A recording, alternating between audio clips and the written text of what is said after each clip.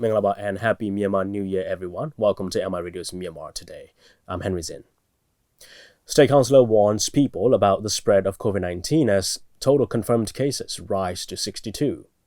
Second day of Thingyan, commonly crowded places in Yangon remain in complete silence. A pandemic in the world and coronavirus cases exceed 1.84 million globally. And a story coverage on ferry boats running normally despite fewer passengers. All of that on this edition of Myanmar Today, but for now let's take a look at what's happening in local news. The National Health Laboratory in Yangon conducted the third batch of the final diagnostic test for COVID-19 on Monday night. Among them were 8 patients who were treated as persons under investigation at the Insane People's Hospital, and 1 was treated as a patient at North Okalapa People's Hospital. A total of 9 patients were identified as positive with the COVID-19 virus. The remaining 114 samples were found to be negative. A total of 309 laboratory samples were examined on Monday, and 21 patients were found positive with COVID-19. These patients' health is in stable conditions currently. Patients found positive with COVID-19 will be taken to the respective hospitals for treatment as necessary. A total of 1,051 households with irregular income in Jatlongji Township, Dangji District, Southern Shan State were provided with foodstuff supplied by the government. With the aim of preventing and controlling the spread of coronavirus, the government instructed the citizens across the nation to stay at home during the outbreak of coronavirus, and so people without regular income are being provided with basic foodstuff by the government. Officials from the Township General Administration Department and departmental officials provided the foodstuff to the needy households. Construction of a rural road in Badigon village in Myothit Township, Magwe region has been completed. With the aim of distributing the agricultural products to the marketplace in time with saving time and money, the Department of Rural Development is undertaking the construction of rural roads and bridges across the nation. In Myothit Township, the construction of a rural road, 1 box covered, and 2 aqueducts were undertaken with 36.5 million kyats. Upon completion, it will benefit a total of 508 acres of farmland, and it will bring a swift flow of commodity. An event to donate personal protective equipment, suits, and other items to the Township COVID-19 Prevention, Control and Treatment Committee was held at the General Administration Department in Jaikalat Township, Ayeyarwady region, Sunday morning. Well-wishers donated 3 suits of PPE, 100 masks, and other informative items to the Township COVID-19 Prevention, Control and Treatment Committee in Jaikalat Township. The intention of donation is to ensure rapid and effective measures to curb the prevention and control of COVID-19. That's all with the local news. Let's take a look at the first report now. State Counsellor Aung San Suu Kyi held a video conference meeting with 2 representatives from Yangon and 1 from Naypyidaw about their necessities in the current situation on Monday as total confirmed cases for COVID-19 rose to 62. In the live discussion, she also urged the representatives that she would do the best for the people as much as she could. The representatives asked the State Counsellor for the participation of the administration departments, the facilities that are needed in the quarantine sites, and about the situation of working-class people. Pomo and Pietain report. State Counsellor Aung San Suu Kyi warned the people on April 13 about the spread of the COVID-19 disease. She urged the people to follow strictly the guidelines set by the Ministry of Health and Sports to prevent from getting infected with the virus that already killed 4 people in the country, with the positive case bringing the total number to 62. The State Counsellor also held a meeting via a video conference with 2 representatives from Yangon and 1 from Naypyidaw about their necessities in current situation. She said, ပြောချင်တာအစတုန်းကဆိုလို့ရှိရင်ပေါ့နော်နှစ်ပတ်မဝင်ပါနဲ့ဆိုပြီးတော့မိတို့ကနေပြမေတ္တာရပ်ခံခဲ့တယ်မေတ္တာရပ်ခံခဲ့တော့ဒီနှစ်ပတ်ကအချိန်ရှိပြီပေါ့နော်ရှိပြီဆိုတော့ပြန်လာမဲ့လူတွေရှိလာတဲ့အခါကျတော့အခြေအနေကဒီလိုပြန် People should follow basic safety measures such as washing hands and social distancing, whether they are staying at home or at quarantine centers. The people who are in the suspected situation should stay a 28-day quarantine, which is 21 days as community facility quarantine centers and 7 days in a home quarantine. People will have to face the difficulties in the coming next 2 weeks. The result of the returnees can be known in a few days. The government will let the returnees only after 30 April. There are currently 151 returnees waiting in Mon State and 200 returnees in Myanmar region. In the live discussion, she also asked the representatives that she would do the best for the people as much as she could. And she also tries to support all the food supplies to all the working class people, like bicycle carrier and day laborers. In summary, the representatives asked the state councillor the participation of the administration departments, the facilities that need in the quarantine sites, and about the situation of working class people. As the COVID infections rise to 62 cases, the people become more care about their health, and the administrators in each ward carry out the preventive measures like spraying pesticides. Speaking to My Radio about their actions being taken in the region, Administrator Usalai Lema from Thingyan Township, Yangon region said.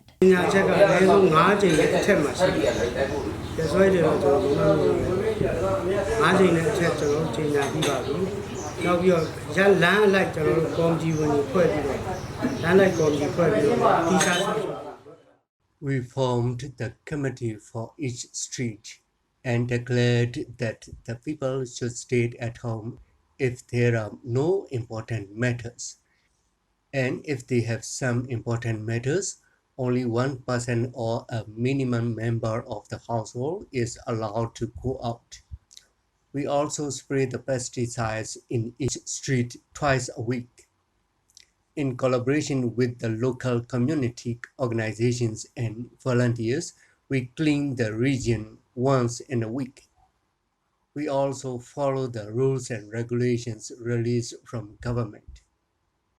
Myanmar reported 62 COVID-19 cases in the country, with 4 deaths and 2 full recoveries, according to the Ministry of Health and Sports. There are currently 1,854,043 coronavirus cases and 114,240 death cases around the world. That's a report on the state councillor warning people about the spread of COVID-19 as total confirmed cases rise to 62. All right, we'll carry on with the next report. On the second day of the Thingyan festival, which is usually celebrated on a grand scale citywide in Yangon, the commonly crowded places remain in complete silence. There are no huge pandals and not many people can be seen in the city. This is because of the threat of the COVID-19 as we know it, which puts Yangon under silence during the New Year festival of Myanmar. Thoras Within will tell us more. With the first infection of the COVID-19 around the world, Myanmar people are locally facing a silent Thingyan festival which has never been encountered yet in their life for centuries. Thingyan festival is usually celebrated in many different ways by different ethnic people in each region and state. However, this year Thingyan becomes a complete silent moment everywhere in the whole country, which has no celebration. There are no huge pandas spotted in the towns. Even the small homemade ones are not allowed to be built to play water because people are highly requested to stay at home to contain the spread of the virus. The threat of the coronavirus put pressure on the whole town of Yangon to stay silent during the most enjoyable moment of Thingyan. On the second day of Thingyan, the commonly crowded places in the town, such as pagodas, amusement parks, and downtown areas, are no longer crowded. Thingyan from Thingyan Township, who just finished his 8th grade education, said, I enjoyed the previous Thingyan by participating in the walking Thingyan with friends and by going to the pandals to throw water. Moreover, I played water with my friends at the coconut palm pandal of our ward. I was so happy and thrilled. On the New Year's Day, I usually go to Shurigon Pagoda with my family. This year, as soon as I finished my exam, the outbreak of COVID-19 stopped me from visiting the town. I couldn't go to the shopping malls, and my plan to visit to the People's Park during Thingyan was cancelled as well. Even though there are 5 days for Thingyan Festival of this year, it is so sad that we cannot go outside and enjoy it immensely. When the government announced not to build huge pandals in the town, the youths are looking forward to play water in their ward. But now not even small coconut palm pandal can be built. Staying home made the people miss the Thingyan festival of the previous years. Not only amusement places are in silence, but meditation centers are also closed. Usually, during Thingyan, Myanmar people not only enjoy it by playing water, but also some go to the meditation center to do good deeds and learn more about Buddhism. This year, I did not get a chance to go to the meditation center. In order to avoid mass gatherings, the centers are all closed, so I just stay home. Well, this year, we are not allowed to go outside except buying groceries and health issues. So I stay at home and follow the teachings of the Buddha, the Dhamma, broadcast on television, so as to observe the precepts. This is a good sign to ban the celebration, because it is a health issue. Being unable to go outside to enjoy their once-in-a-year biggest festival, people watch the television programs while the nostalgia of the previous Thingyan festivals is broadcast. The Thingyan period is the 4th week since the first positive cases in Myanmar was confirmed, so State Counsellor Aung San Suu Kyi remarked that this is the important period that can decide the spread of the virus locally. People are asked to stay at home and to protect individually because the battle against COVID-19 can be won with the unity of the citizens. That's all about the second day of Thingyan in Yangon. This is Tora Suisin from MI Radio. That's the report on second day of Thingyan, commonly crowded places in Yangon that remain in complete silence. Stay with us as we bring you more reports on Myanmar Today. The coronavirus cases have exceeded 1.84 million globally, according to the data collected by the Johns Hopkins University until Monday. Confirmed cases in Myanmar soared to 41 till 13th of April. This report covers the comprehensive updates on confirmed cases around the world as well as experiences shared by Myanmar people residing in Beijing. The coronavirus cases have exceeded 1.84 million globally, with the death toll surpassing 113,000, according to the data collected by the Johns Hopkins University until 13th April. The total number of cases on the Chinese mainland has reached over 82,000, including 1,280 imported cases. A total of 1,086 asymptomatic patients are under medical observation. The death toll stands at 3,339 on the Chinese mainland. Wuhan lifted outbound travel restrictions on Wednesday after over 2 months of lockdown. In UK, Prime Minister Boris Johnson has been discharged from hospital. In the US, over 21,000 deaths have been reported, making it the country with the largest number of coronavirus fatalities so far. Cases in Myanmar have also surged to 41 until 13th April data. With the growing number of cases, it becomes increasingly important to learn from countries which took effective measures against the virus outbreak. MI Radio reached out to Myanmar residents in Beijing to understand how they cope during the outbreak.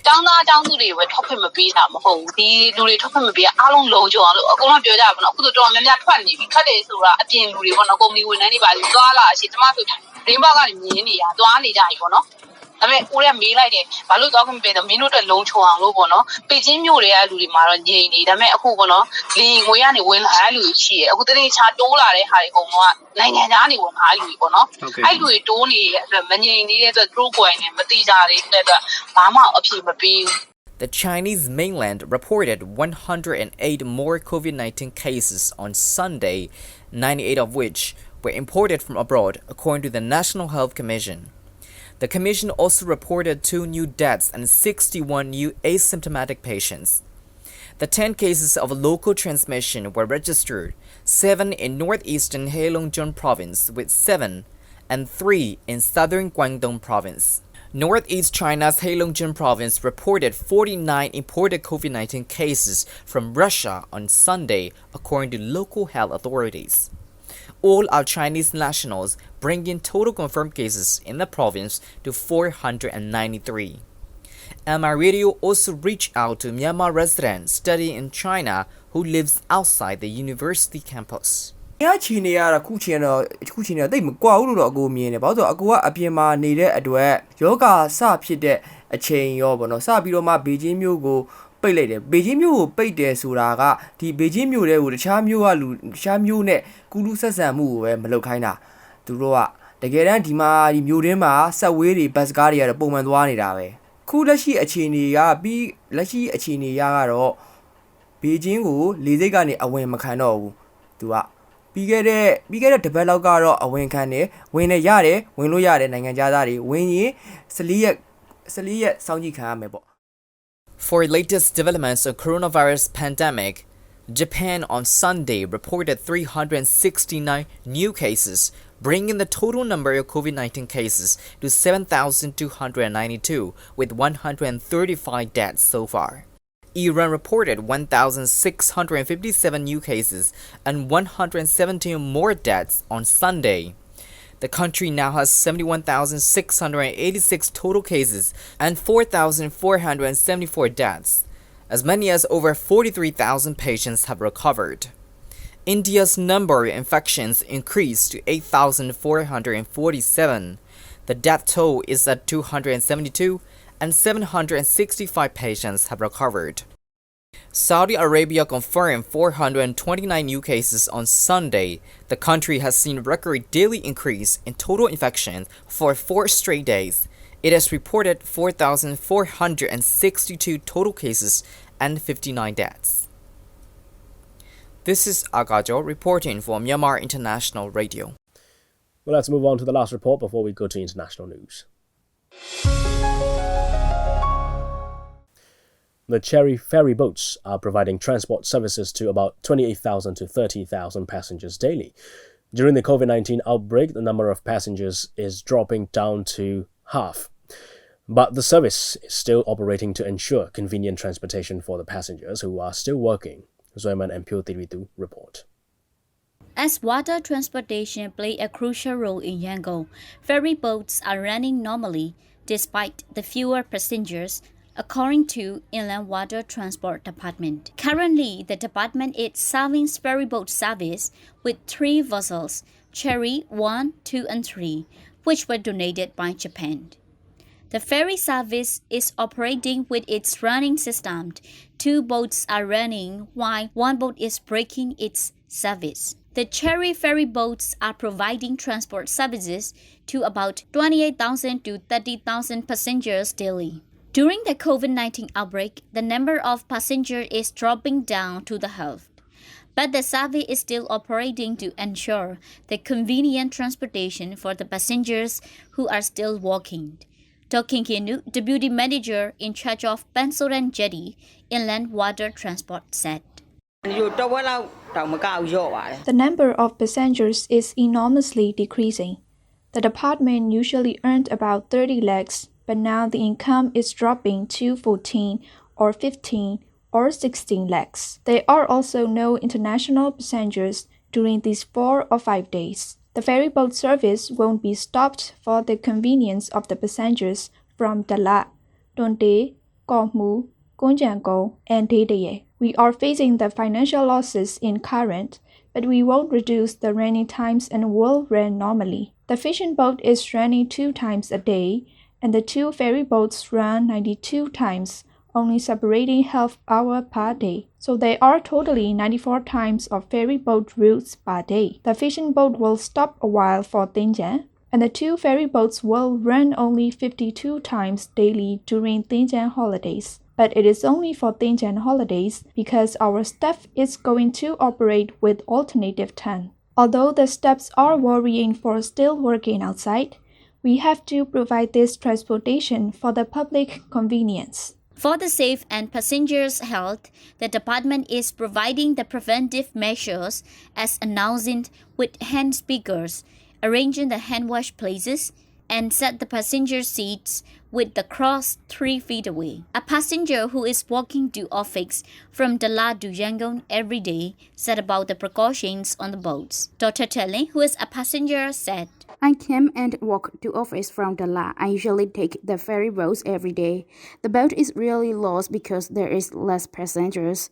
When I have to come and walk during this period, I always take the hand gel with me. When I'm home, I clean all the bags with alcohol cotton. I wear the mask whenever I go outside. During this time, we are doubtful to each other whether I or other have virus.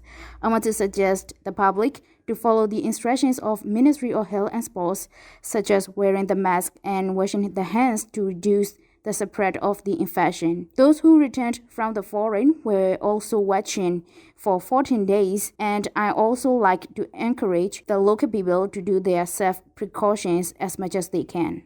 There are a lot of people crossing the Yangon River, travel and walk by taking ferry boats, and people who want to go emergency take the motorboats. The motorboats also play a useful role for the public in water transportation. Wu Ye-mi, who is the supervisor for Jetty of Motorboat Supervising Department, said about the motorboat. Wu Ye-mi, supervisor, Jetty of Motorboat Supervising Department, said, The passengers are getting less, but we can't fully stop the running. Some passengers are also crossing and going to work. We're running for the convenience of passengers. All the motorboats inside are cleaned and sprayed with pesticides. We have prepared for the passengers to wash their hands. We're helping a way or another to prevent the infection. The passenger traffic is really quite slow and only 2/3 are decreasing. About 40 to 45 motorboats are running daily, and passengers are now averaging about 5,000 a day. So it is expected the passengers will be less in Thingyan period. Because the number of passengers is low, the income of labor are getting low and struggling to make ends meet. The safety of the passengers are concerned in compliance with rules. Uma Mauso, who has been working as a motorboat laborer for more than 30 years, said,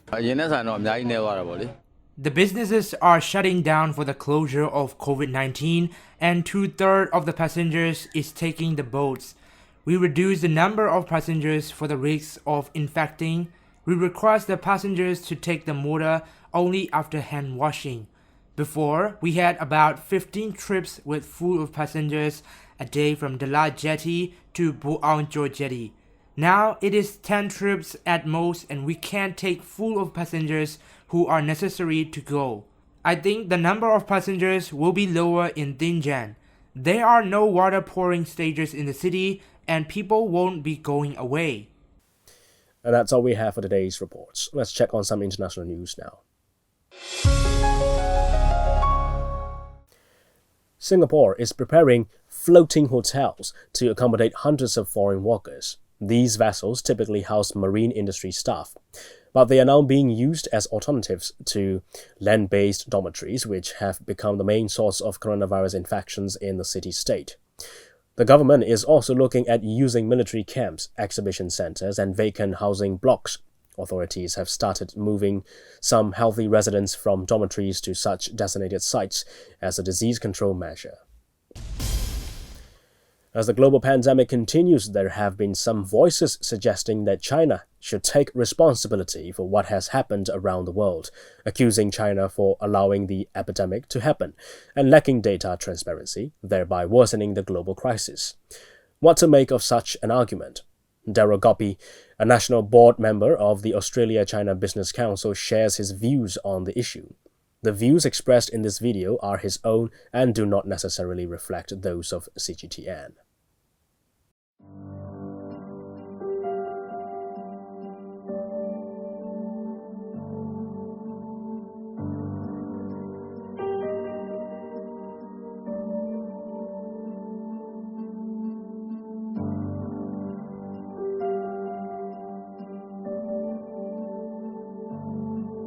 This is the Wuhan coronavirus Right. that's caused this, and the information that we got at the front end of this thing wasn't perfect and has led us now to a place where much of the challenge we face today is put us behind the curve. Remember, nobody knew what this was at the beginning.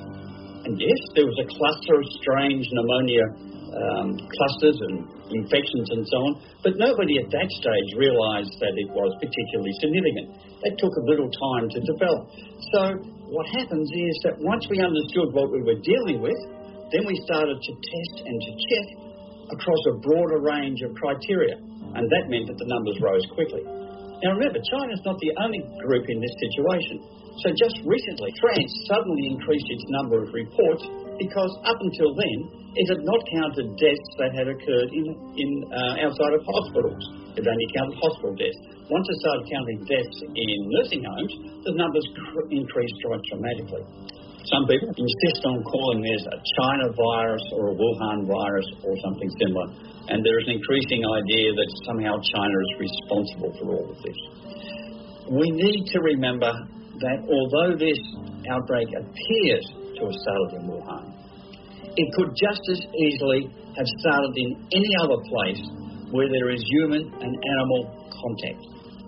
Western nations knew after Chinese New Year the impact that COVID was having, the lockdown in Wuhan, etc. They knew this was a serious problem. So why were they not prepared? They knew what was happening. China wasn't covering up. And in fact, China let the genome of COVID virus be known internationally as soon as it was known within China. So there was no withholding of information. And in fact, WHO has praised China for its degree of disclosure and of sharing with the global scientific community. Western nations are eager to blame someone for their own mistakes. America in particular, they knew about this in mid-January. But they really did nothing until they started to see an increase in infections. The same with Italy. Italy was well aware of the situation in China. It was world news. It was headlines for days and days and days. And yet, many countries sat back and said, oh no, we don't need to really worry about this. It's purely a Chinese problem. So, it's very important not to blame China for mistakes that Western countries have made themselves. In other news, Beijing has rejected U.S. accusations of discrimination against Africans in China during the coronavirus pandemic. Here's a statement from the Chinese Foreign Ministry. This is a time for the whole world to unite in fighting the coronavirus pandemic. It is immoral and irresponsible for the United States to try to alienate other countries by spreading rumors. We urge the U.S. to focus on its own efforts in fighting the pandemic. It won't succeed in souring the friendship between China and Africa. The Chinese government has made it a priority to ensure the safety of foreign nationals since the outbreak began. All foreign nationals are treated equally in China, and any act of discrimination against them is strongly opposed. There's a way to distinguish between true statements and false statements about COVID-19. It's called science. Experts from a rich tapestry of academic backgrounds, steeped in many decades of complex research, bring world-leading skills to bear in order to provide analysis. Jonathan Arnott is a former member of the European Parliament. This news article reflects the author's opinions and not necessarily the views of CGTN or that of anyone's. The spread of misinformation across the world has defied traditional notions of left and right. It's worse than usual because we all have plenty of time on our hands, and sometimes the scientific answer is that we need more data in order to decide. Conspiracy theorists lap up the opportunity to spread nonsense. At such a time, one of many jobs of government should be to face the nonsense down, not perpetuate it. And that's all we have for today. Thanks for joining me on Myanmar Today. I'm Henry Zinn. Have a great day, everyone. Stay home, stay safe, help yourselves to help the world. I'll see you again. But goodbye.